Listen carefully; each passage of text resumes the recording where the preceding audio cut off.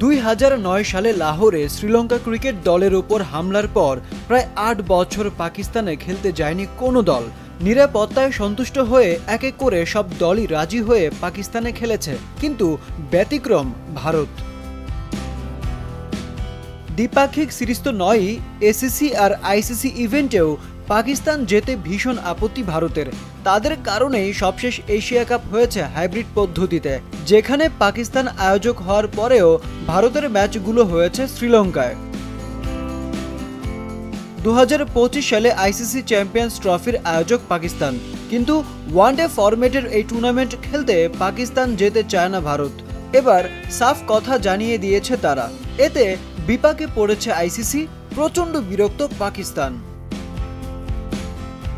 দেশটির জনপ্রিয় portal cricket Pakistan জানিয়েছে, ভারত নিজেদের পক্ষে দল ভারী করতে কূটকৌশলের আশ্রয় নিচ্ছে।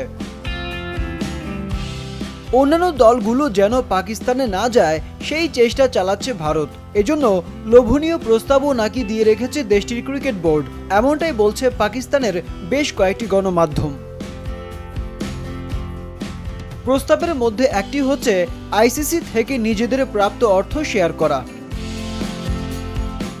চ্যাম্পিয়ন্স ট্রফি যেন অন্য কোনো দেশে হয়, কিংবা পাকিস্তানে হলেও হাইব্রিড মডেলে ভারতের খেলাগুলো যেন অন্য কোথাও হয়, সেটাই চায় ভারত।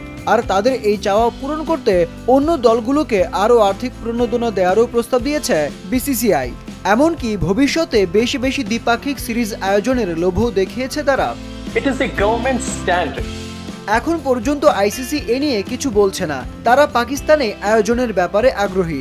আইসিসি যদি পাকিস্তানেই চ্যাম্পিয়ন্স ট্রফি আয়োজনের ব্যাপারে বদ্ধপরিকর থাকে আর ভারত যদি শেষ পর্যন্ত পাকিস্তানে না যায়, তাহলে কপাল খুলতে পারে শ্রীলঙ্কার।